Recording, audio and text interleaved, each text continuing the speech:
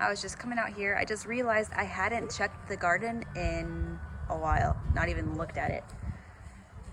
And I was watching some of the videos from the summer a couple days ago and seeing how green and lush everything was.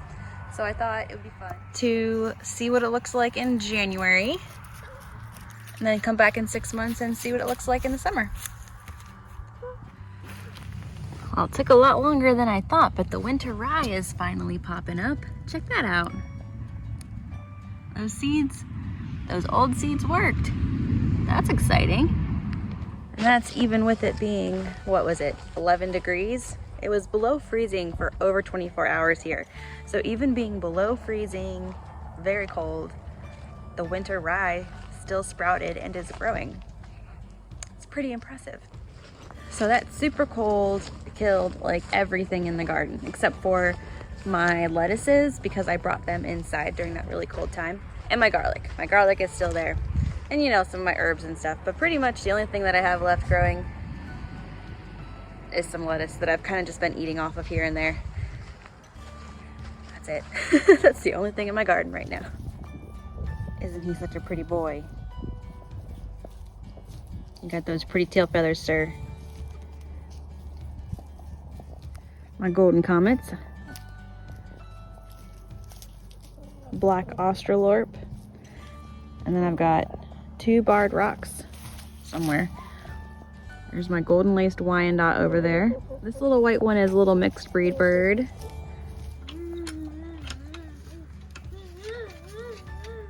Hello, ladies.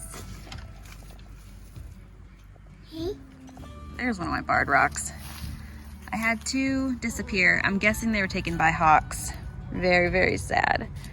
So I'm down to 2, 4, 6, 10 hens. And right now I'm getting 1 egg every other day. They're taking their winter break.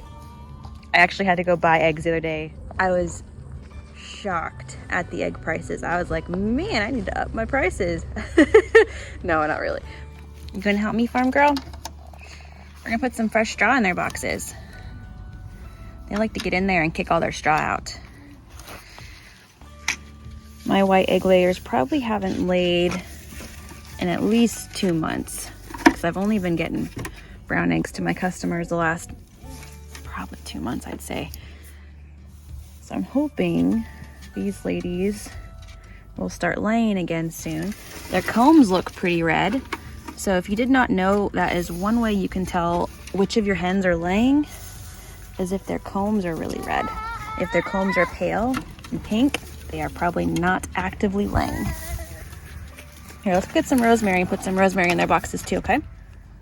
I'm just gonna cut off a couple sprigs and throw it in their nesting boxes. I have a whole chart in my house of which herbs are good for which things for the chickens, but some of them are really good about just making it a nice little place. Put some fresh rosemary and some fresh thyme in their boxes. It smells lovely. In the summertime I like to put rose petals in there too.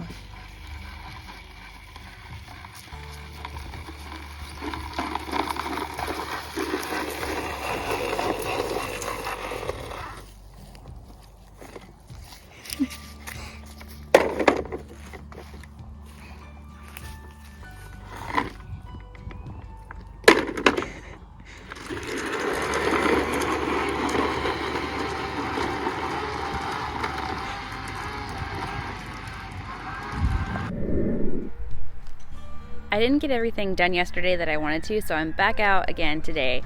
I really need to work on my gardens.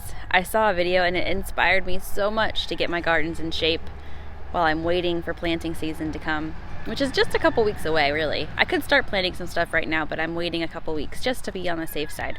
So I'm gonna try to get some lettuces put in here and get some of this garden cleaned up and get some pruning done and knock it off the to-do list. The weather has been so nice that it's hard to keep myself from planting. Some days have been almost 70.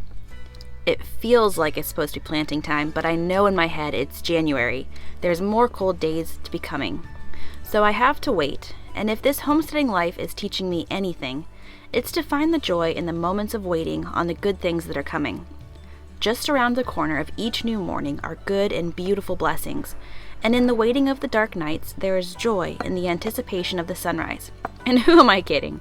There is always work to get done around here, and the off-season creates a perfect opportunity to work on cleaning brush, fixing fencing, upgrading chicken coops, building a greenhouse, and sprucing up the garden. My to-do list is endless. So I just want to encourage you. If your fingers are itching to put seeds in the ground, the joy is coming soon, friend, and we can find joy while we wait and prepare. I filmed this 3 weeks ago, but between life being super crazy and the GI bug hitting our house, I'm just now getting around to editing it. So keep in mind this was about 3 weeks ago. My red lettuces are doing great. My green lettuces, not so much. I cut them off a little bit too much before transplanting them. I'm trying a new method this year where I'm putting a bunch of seeds in one pot and then separating them out as they get bigger. So what I'm doing here is just separating these lettuces apart and then putting them in the ground. I've already chopped them off about 2 times and made salads from them, so they probably should have been separated far before now, but we're getting to it now.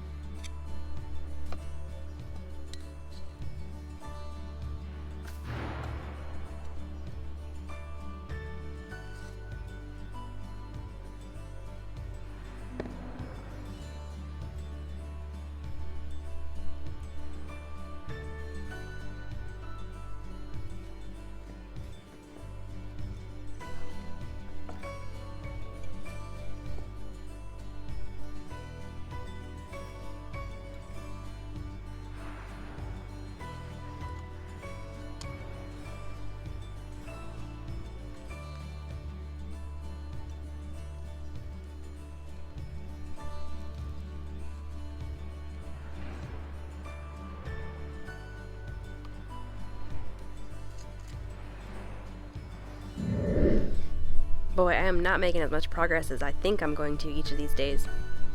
I need to get this pruning done too. Here's my holdup. The weather has been fluctuating a lot between cold and warm. Some days it's almost 70, and then other days it's dropping down into the 20s at night. When it's warm, the sugars from my elderberry here are coming up into the branches, and it's starting to grow leaves. I want to prune this when the sugars are down in the bottom, in the roots, when it's really cold, so that those sugars are stored away down there for in the spring, and the plant will come back stronger and bigger and healthier. So even though it's really nice outside and I want to get this done today, I'm thinking I'm going to wait until it's a little bit colder. Normally I like to prune during the winter solstice, but February is... I'm not an expert, but I would say February is generally our coldest month here. That's when we normally get our snowstorms and ice storms and stuff. So I'm thinking I'm going to try to wait a couple more weeks, and then I'll try to prune this when it's really cold out, which means it's not going to be a fun task, but it's going to be better for the plant. So instead of pruning today, I'm going to work on continuing to clear all this brush out here, because I need to get this fence redone. This is the fence where we're having some issues where there's a lot of gaps underneath it, and I think that the coyotes might be getting under the fence and getting in here. I haven't seen them in there, but I've had some chickens and my rooster go missing recently, and I don't know if it was a hawk or if it was a coyote, but I have seen coyotes in my yard. So I need to get this brush cleared out here so that we can get the next phase of our fencing done, hopefully soon. So I've got this brambly mess in here I've got to get taken care of. There's a lot of trash in here from the previous owners that needs to come out. A bunch of these little saplings growing. So aside from your normal bramble bushes, there is also this kind of vine. It's called Smilix.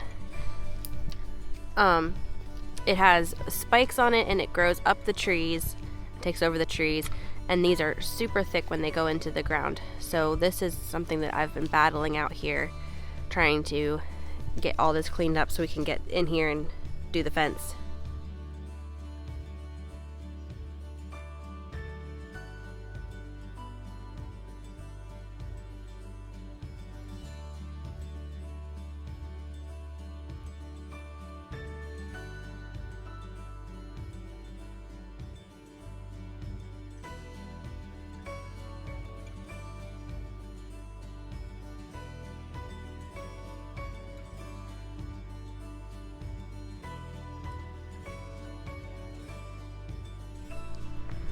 See, it's just like this viney, spiky mess all through here, and then there's all the garbage in there that I gotta get to. So I'm just trying to use the mower to try to break the bottom so I can pull this out of the trees, because it goes all the way up there. But I'm gonna have to go get my other saw, because my little saw that I'm using is not cutting through some of this bigger stuff down here. So I'm gonna go get my other saw. So this is a device that I got off Amazon. It is for pruning and for cutting. It has up here where you can pull the lever and cut, and it can cut decently large branches, and then it also has this saw piece that's removable. You can have it on or take it off. It extends really, really long. I can get pretty high up into the trees with it.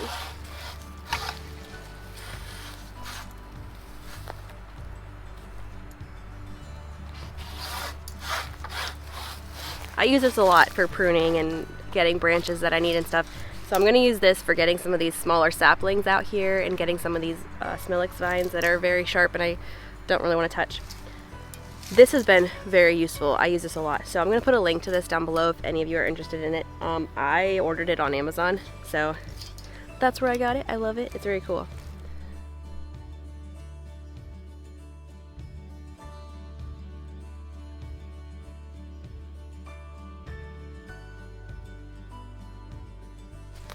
All right, you want to see how this works? Yeah. Do you see this blade right here? Yeah. When you put it around and then you pull the string, it slices it, cuts it. It's very sharp. It works really well. There's very minimal effort on that. Hold on, don't pull it yet. I didn't have it around it. All right, now you can pull it. There you go.